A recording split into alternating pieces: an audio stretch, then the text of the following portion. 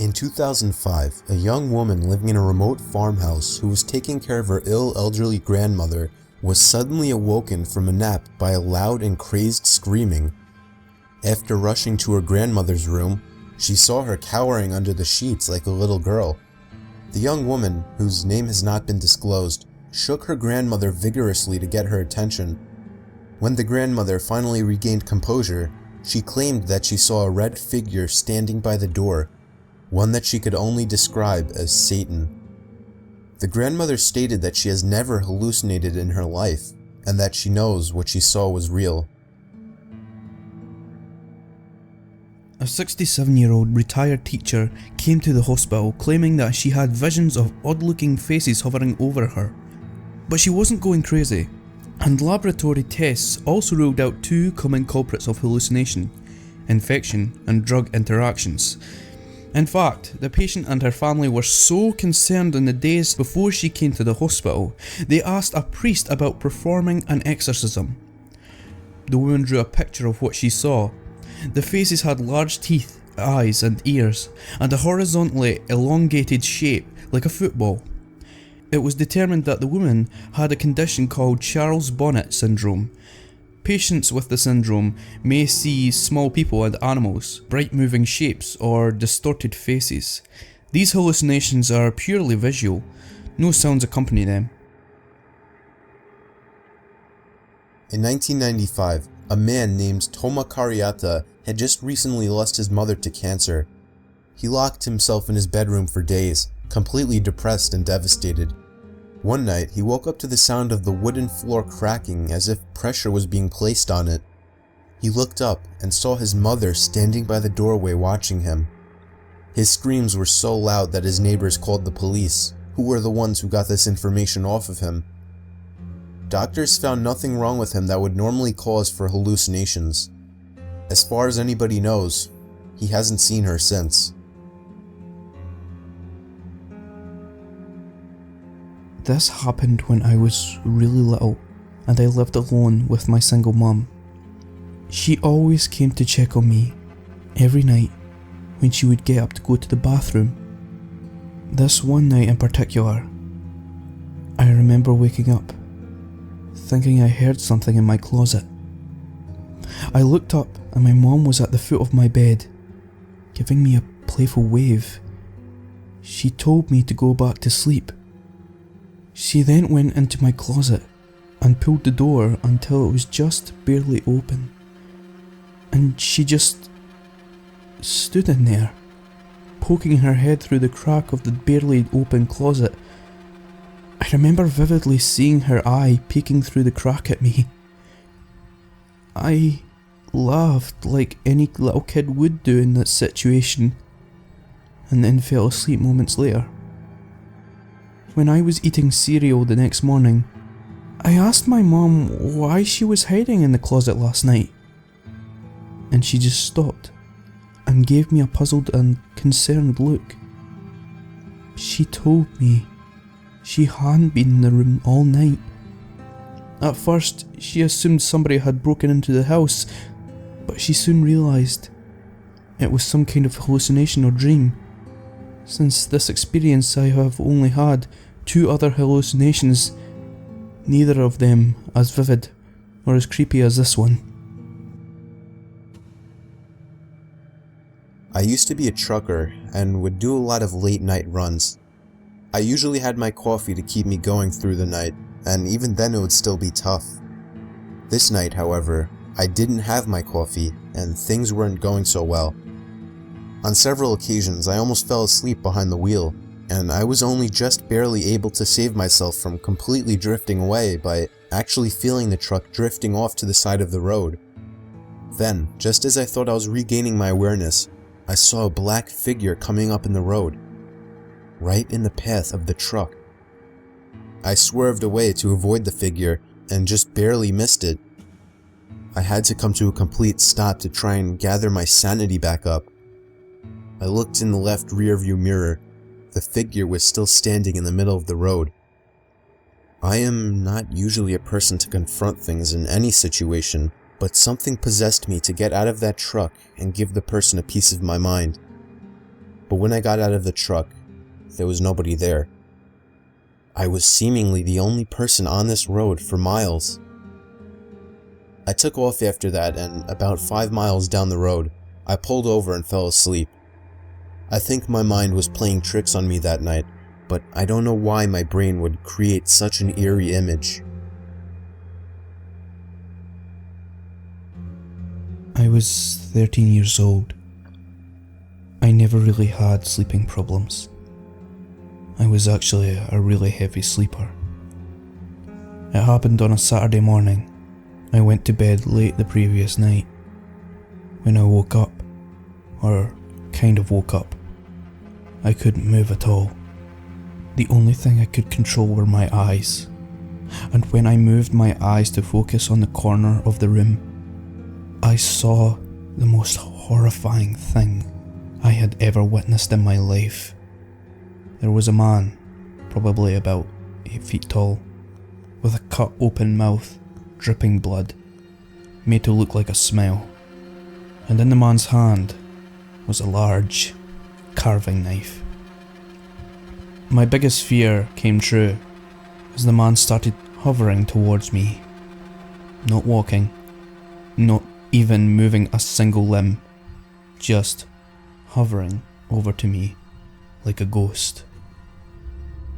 I tried to scream or move or anything, but I was paralyzed to my bed. The man reached the edge of my bed, inches away from my face, and for the first time, he moved his arm up, the arm with the knife. He raised the knife up to the ceiling, and I knew what was going to happen next. I closed my eyes, the only thing I could physically do, and waited for it to happen. But as I lay there for probably 30 seconds unharmed, I opened my eyes back up. The man was gone, and then I realised I could move. I got out of bed and ran to explain what happened to my parents. They immediately seemed to understand and explained that I had just experienced sleep paralysis. I don't know why I hallucinated something so horrific, but the fear was genuine, and I can still remember the man's face today.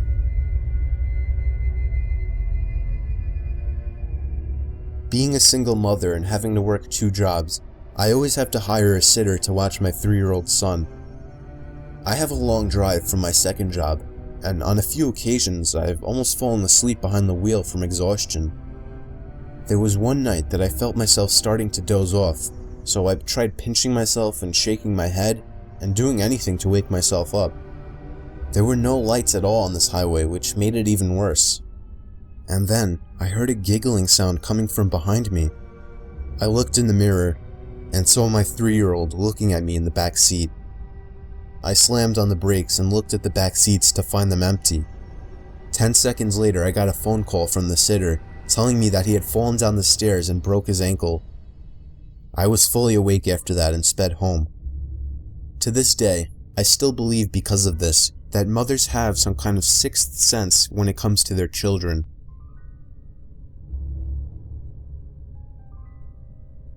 This is the scariest thing that has ever happened to me. I live in the country, but not a desolate area. I had a decent amount of neighbours that were close enough. There was still woods in all directions though.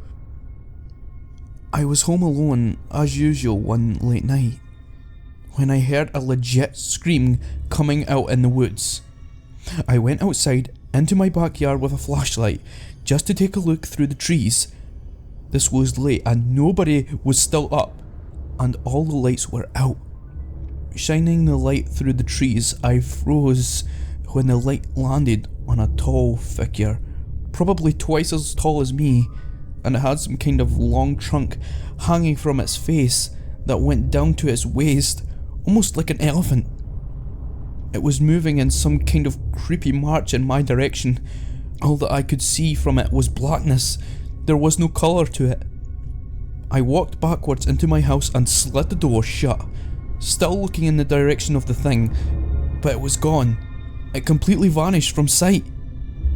I still sincerely hope what I saw and heard was just in my head. You can see some weird things when you're tired, but the thing about this story, I wasn't tired. Me and the family were on vacation to some resort in a very rural area of Pennsylvania to make the setting creepier. There weren't many young people there for me and my brothers to hang out with. It seemed like more of an adult resort. But then one day when I was walking outside of the main lodge of the resort, I for some reason looked up to a window on the second floor and saw a teenage girl looking down at me. From that distance, she looked kinda cute, so I gave her a wave, but she didn't show any sign of reaction, so I just moved on. However, later that same day, I was so bored that I was sitting on the swing set at the little playground of the resort, and that's when I saw the same girl again.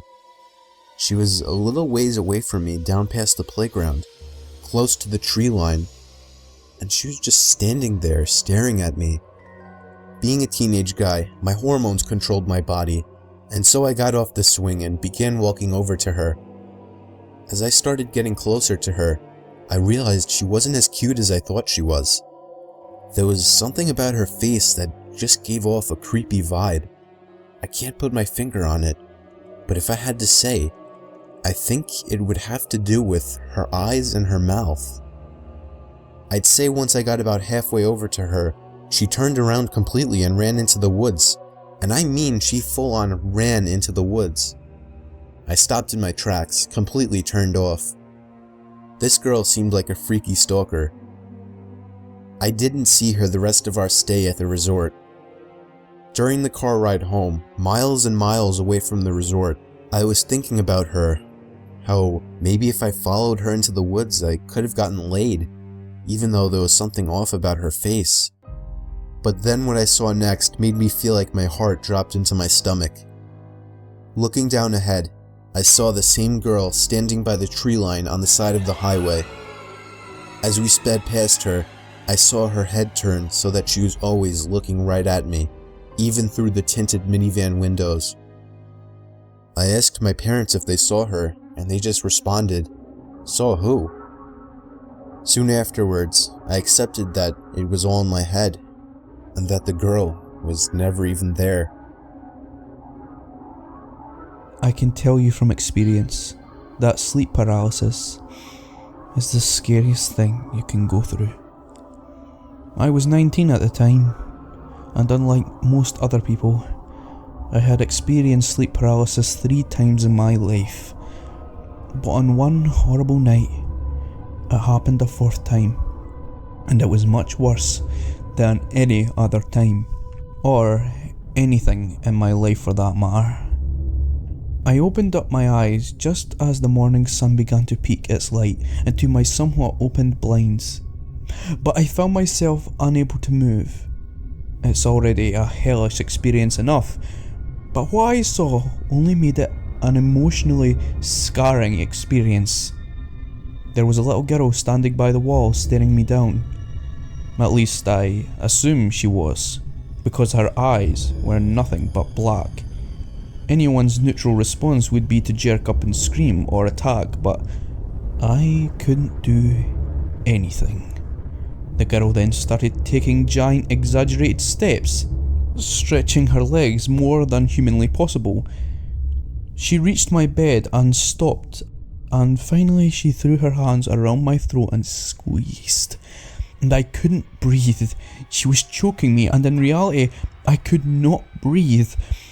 I thought I was going to die, and I couldn't do anything about it. I was completely helpless. And then, just as I felt as if I were taking my final gasps, my hands jerked up and I hit myself in the face.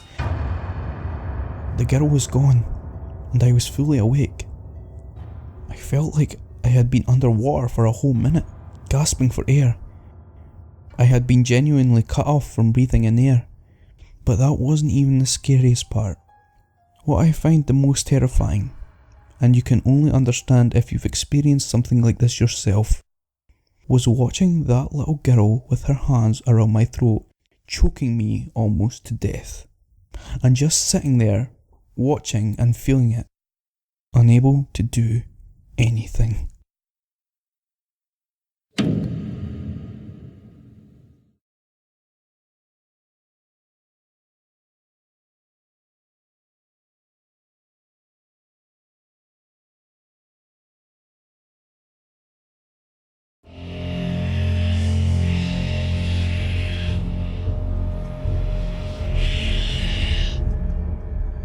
A few years ago, something very weird happened with my best friend and I. I was 15 years old. One night I decided to sleep over at my friend's house. After a night of scary movies, we were in the mood to do something exciting. Not far from my friend's house was a demolishing site, a block of houses in a very terrible state that would be demolished the day after tomorrow. The local government would demolish them to make room for new houses. The whole site was fenced in and warning signs saying "Do not enter" hung everywhere. The houses were boarded up by planks.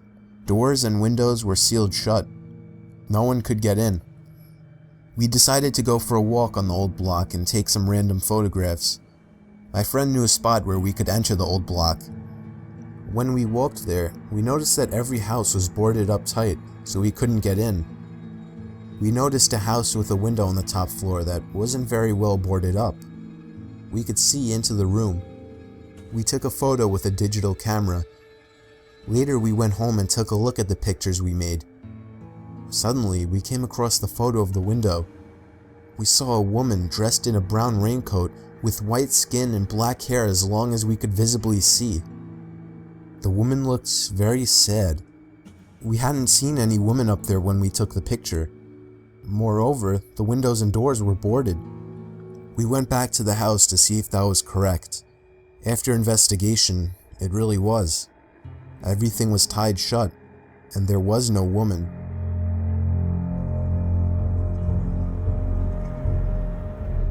This story isn't mine, but rather of my friend from Japan. I'll call him Rita. It happened back when Rita was only about 11 or 12 years old. Rita was a rather attractive kid and had his fair share of admirers. One girl was extreme with her crush though. I'll call her Ayano.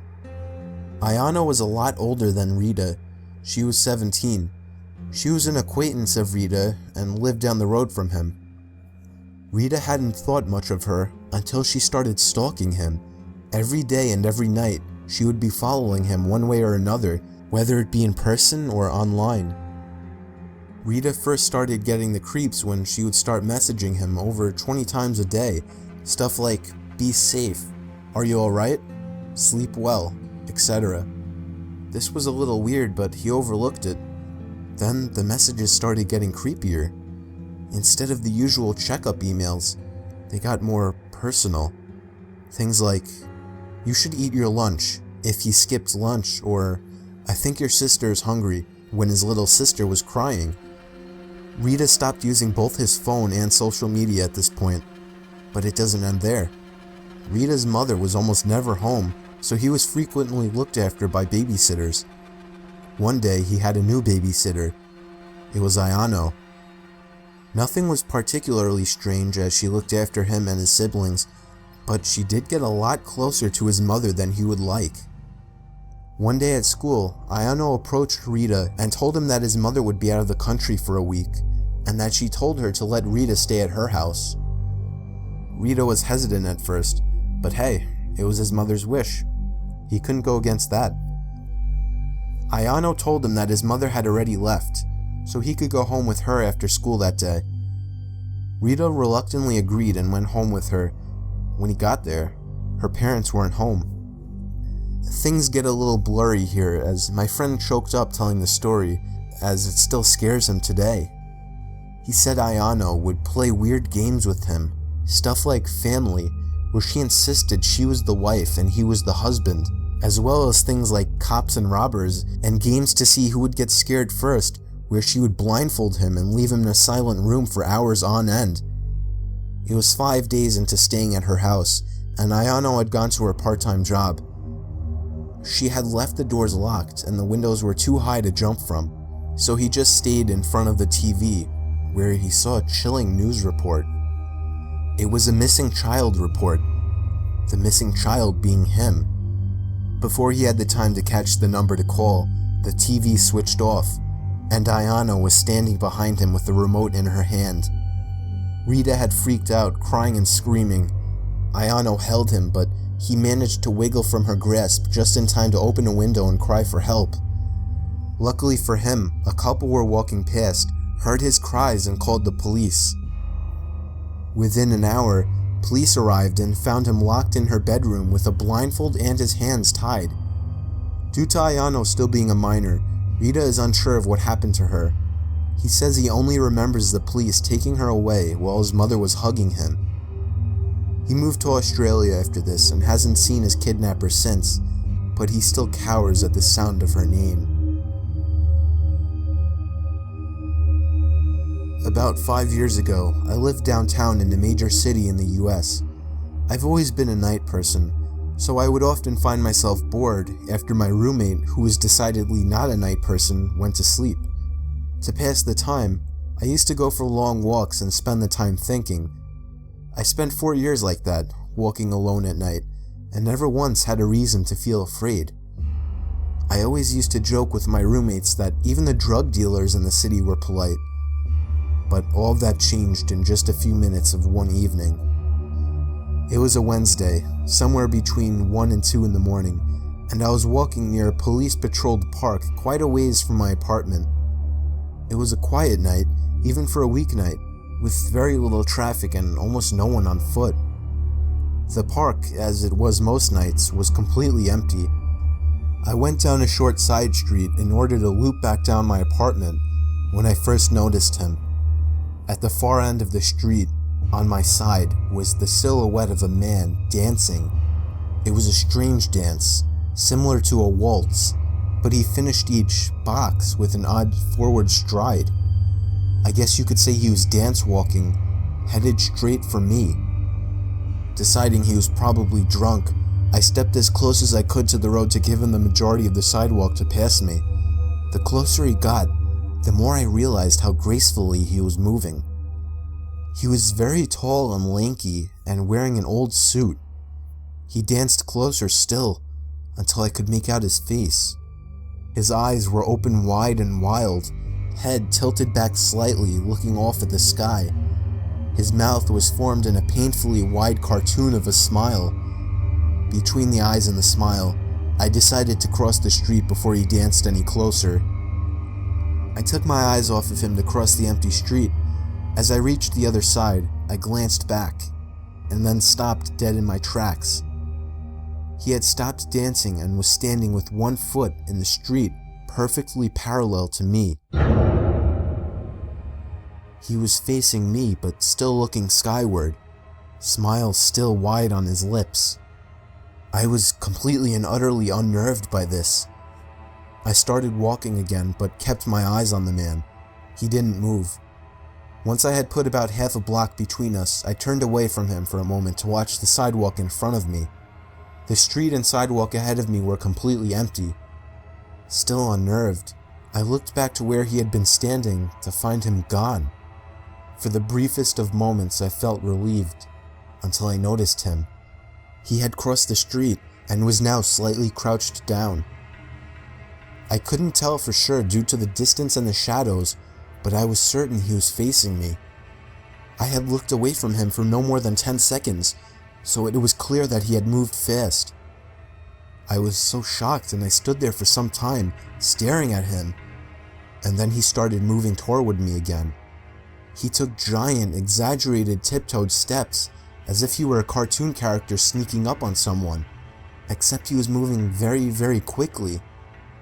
I'd like to say at this point that I ran away or pulled out my pepper spray or cell phone or anything at all, but I didn't. I just stood there, completely frozen, as the smiling man crept toward me. And then he stopped again, about a car length away from me, still smiling his smile, still looking to the sky. When I finally found my voice, I blurted out the first thing that came to mind. What I meant to ask was, "What the fuck do you want?" in an angry, commanding tone. What came out was a whimper. What the fuck? Regardless of whether or not humans can smell fear, they can certainly hear it. I heard it in my own voice, and that only made me more afraid. But he didn't react to it at all. He just stood there, smiling. And then, after what felt like forever, he turned around, very slowly, and started dance walking away. Just like that. Not wanting to turn my back to him again, I just watched him go, until he was far enough away to almost be out of sight. And then I realized something. He wasn't moving away anymore, nor was he dancing. I watched in horror as the distant shape of him got bigger and bigger. He was coming back my way. He was coming back my way, and this time he was running. I ran too. I ran until I was off the side road and back onto a better lit road with sparse traffic. Looking behind me then, he was nowhere to be found. The rest of my way home, I kept glancing over my shoulder, always expecting to see his stupid smile, but he was never there. I lived in that city for 6 months after that, and I never went out for another walk. There was something about his face that always haunted me. He didn't look drunk. He didn't look high. He looked completely and utterly insane. And that's a very, very scary thing to see.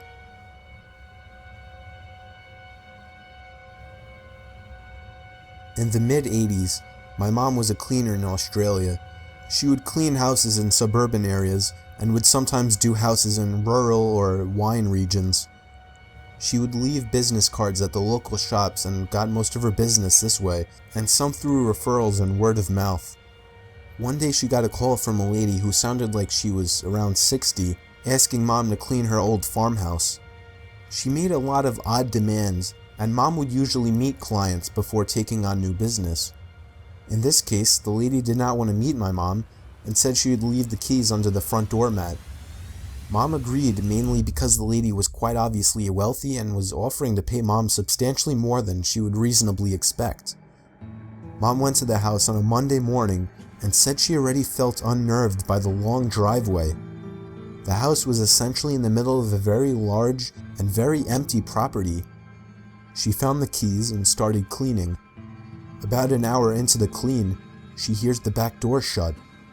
Mom was told no one would be at the house, so she immediately felt unsafe.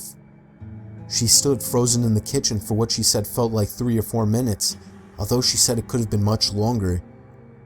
There was no other car on the property. She wanted to leave immediately, but had 2 rooms left to do. Both were bedrooms. She said as time passed and she heard nothing else, she decided that perhaps it was nothing, or perhaps something had fallen and it wasn't the door after all. She walked up the hallway and stepped into the bedroom. All over the bed were black and white photos. As Mom got closer, she realized that the photos were all of her. Some were taken at our family home, and others were taken at other houses Mom would clean. Some through windows or over fences.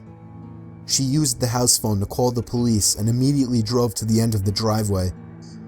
The lady ended up being investigated, but continued to claim that it was a break-in. After some time, the police stopped with their searching and we ended up moving to a new town 4 months later.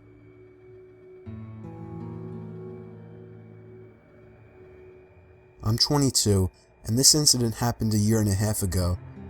I had just moved into my first apartment and was in the process of moving in. The door that led to my apartment locks itself automatically when closed. So, I was going to the entrance of the apartment complex to get my mail while talking on the phone with my friend. I returned to the apartment and sat on the bed while opening the mail while using the phone. I dropped the phone on the floor and it landed under the bed, so I had to lie on the floor and stretch for it. I saw something that caught my eye. There was someone under my bed. My eyes widened and I choked the urge to scream. The person under my bed was lying still with his back towards me and his head to his chest, so I couldn't see his face, and he didn't see me. Trying to be rational while so many thoughts rushed through my head, I picked up the phone, said, "Sorry, I dropped my phone. I'm just gonna take a shower and call you back." The bathroom is right by my bed, so I hastily walked in, quietly locked the door, turned the shower on, jumped out my window, and called the police. They told me to wait nearby, but to go across the street and see if anybody comes out the door of the apartment complex. This was during the summer and it was still light out. I placed myself across the street, hiding behind a car while watching my open bathroom window and the entry door. I called my friend and he came over just before the police. I gave them my keys and they went inside. Only moments later, 2 cops came out holding a thin and tired-looking man. His eyes looked crazy, but he didn't try to get away. The policeman that stood beside me and comforted me while the police searched through my house told me that the man stood outside my bathroom door with one of my kitchen knives, waiting for me to come out. This man had somehow crept in my entry door while I was getting my mail and hid under the bed. The man that was trying to hurt me turned out to be a homeless person and was placed in a mental hospital. When I was 21, me and my girlfriend were upstate in my family's vacation mobile home. It was during a snowstorm and we were sitting on the couch next to the heater, snuggling and watching late night TV.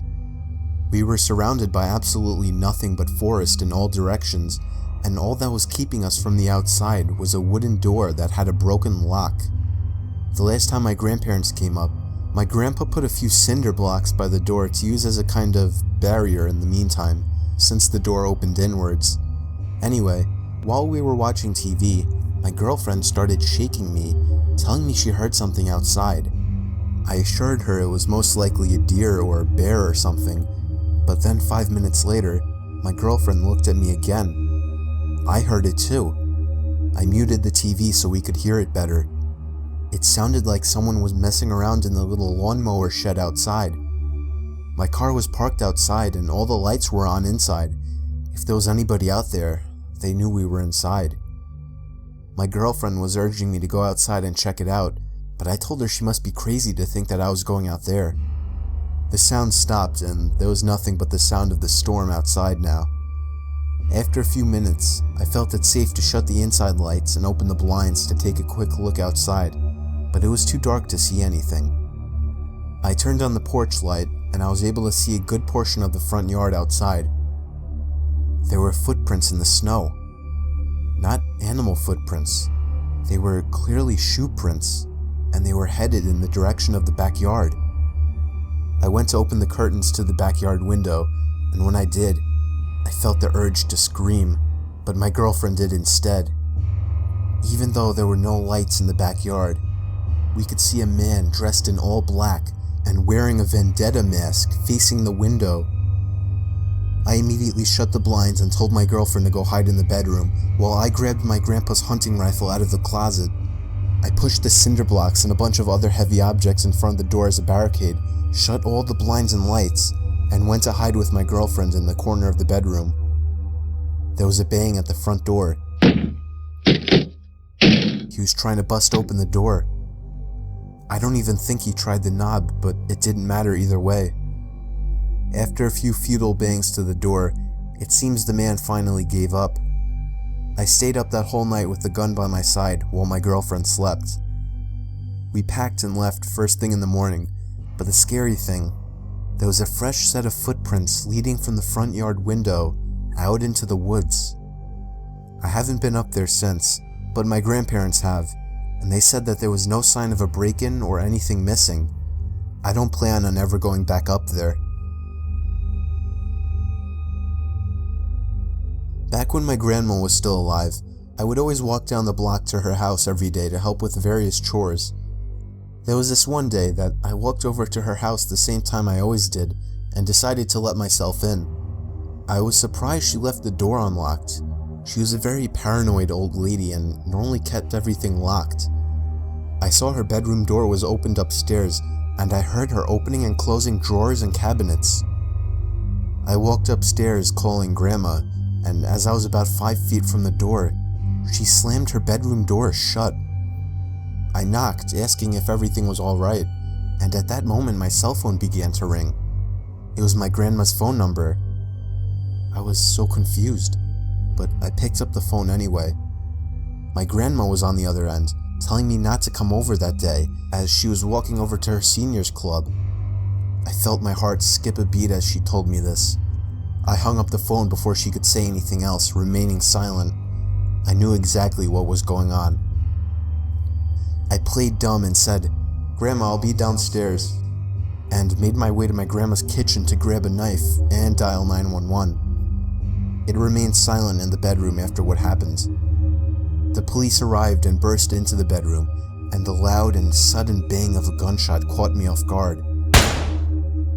When the paramedics arrived and wheeled out the intruder, I recognized the man's face. It was my grandma's next-door neighbor. Apparently, he saw that my grandmother had left the house and broke in to look for jewelry. And when the police broke into the bedroom, they found the man hiding next to the door with a large knife in hand.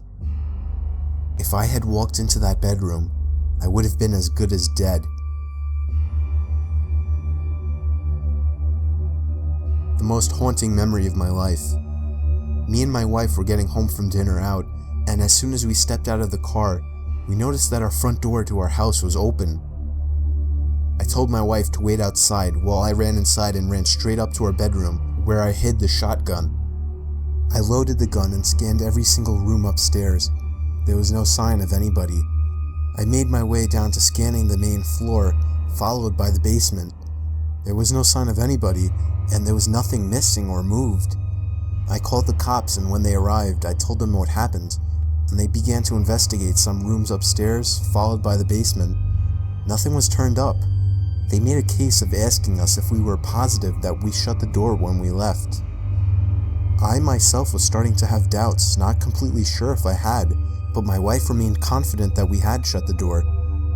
The police seemed sure that if somebody had broken in, they didn't stick around long, as there didn't seem to be any signs of burglary. My wife was worried sick, crying that she wasn't comfortable being in the house. I comforted her the best I could, assuring her that whoever broke in the house left in a hurry.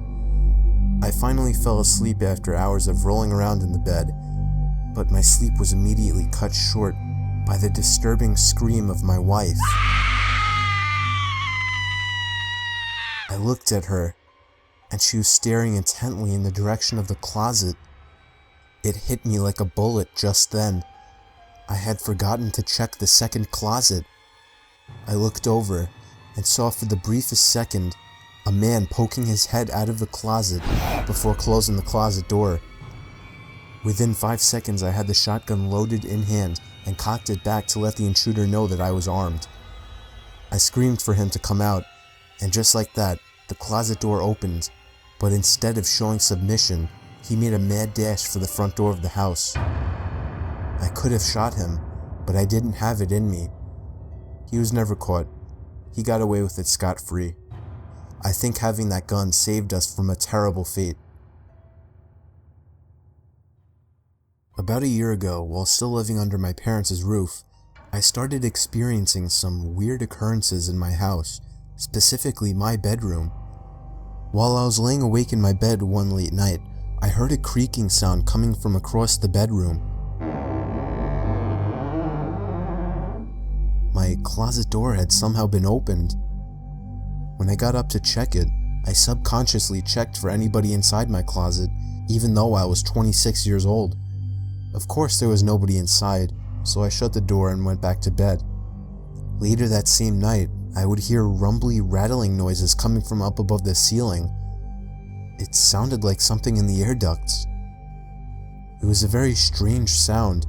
I really had no idea what to think about it, but as soon as it stopped, I kind of forgot about it quickly and fell asleep. In the morning, I did tell my dad about sounds in the attic the previous night, but annoyingly, he didn't seem too interested, or he just didn't take me very seriously. That night, I again lay in my bed awake, reflecting on life, when yet again, the slow creak of the closet door creeping open broke the silence. This time, I felt genuinely afraid. I knew the door was completely shut. It would take somebody twisting the doorknob for it to be able to push open. This time I took an extra careful look inside the closet for anybody, even though it wasn't a big closet and there really wasn't anywhere somebody could hide. I rationalized it as being a broken doorknob or something, and that same night, I again heard the rattling sounds coming from above the ceiling. It was exactly what happened the previous night. The next morning I convinced my dad to take a look at my closet door, but he quickly determined that the door was fine. When it was closed, he pulled on it, and it showed no signs of coming off the latch. Of course, he suggested that I was simply leaving the door unlatched, but I knew I wasn't. That night, I sat up, waiting for it to happen again, and right on cue, the closet door creaked open. I waited for the sounds above the ceiling, but there was just a long silence. I turned on my lamp and looked up to the air vents in my room, and I screamed at the top of my lungs. I could distinctly see two wide-open eyes peering through the vents at me. My parents barged into my room asking if I had gone insane. I explained everything, and they looked at each other like I had completely lost it. Not surprisingly, they dismissed it as a dream or the fact that I was too tired and was seeing things. They even began to lecture me about staying up too late. But to this day, I know I hadn't imagined it. It was too real. And the closet opening routinely? I know for a fact that wasn't in my imagination. I've never been a believer in the paranormal, but I still have absolutely no other explanation for those 3 nights.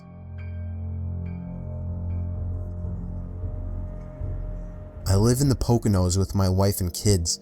There's a small lake about a quarter mile away from our backyard. I commonly take my kids down there to go swimming. Up until last week, that is. Now, I'm never letting them go down there again. I haven't told anyone about this in fear of sounding crazy. It was last Saturday. We went over to the lake and set up our chairs on the sand. It's like a little private beach in our own backyard. It's been amazing. Me and my wife sat in our beach chairs enjoying the sun while our kids were splashing around in the water. I always tell them not to go too deep. They're still young, 6 and 8. We sat there for a good 2 hours that day. Neither of us were in the mood to get wet. Eventually, my wife got tired and decided to walk back home. I agreed to stay with the kids a little while longer, as they were somehow still having so much fun playing in the sand and water. The sun was setting at this point, and I was getting tired. They were going a little too deep, so I called at them to come back closer to the shore. They couldn't hear me apparently, so I stood up and got closer. Before I could call them again, I noticed something in the water. It looked like a black, roundish object, and it was moving closer to my kids. I ran into the water closer to my kids, calling them to come out. When they got close enough, I dragged them out myself. When I turned back to the water, the object was gone. My kids were confused as hell. I didn't know what to tell them, so I just told them it was time to go home. We packed up and walked back to the house, but I wasn't happy when I got home. I was uncomfortable with what I just saw. That thing looked like no sea creature known to man. Dinner was waiting for us when we got home. I ate really slow, thinking about the object in the water and whether or not to tell my wife. My wife asked me what's wrong. She noticed that I was eating slow. I decided not to tell her right then. After dinner, I took a flashlight with me and walked back down to the lake. By then, it was already dark out. I got to the lake, but to be honest, I didn't even know what I was expecting to find. I shined the flashlight all around the surface of the water, searching for the black object, and just then, I heard a large splash come from somewhere in the lake. The kind of splash of something emerging out of the water. I thought it might be some kind of animal in the lake. I shined the light all over the place, searching for the source of the sound, and then I found it, and I realized I was dead wrong. There was a silhouette of a humanoid figure with long black hair covering its whole face. It just stood there, facing me, but not staring at me. Not that I could tell. I dropped the flashlight in horror and sprinted all the way back up to my house, slamming the door shut behind me. I haven't told anybody about this. What kills me is that lake is only a quarter mile away from my house, and for all I know, that thing could be watching me through my window right now as I write this.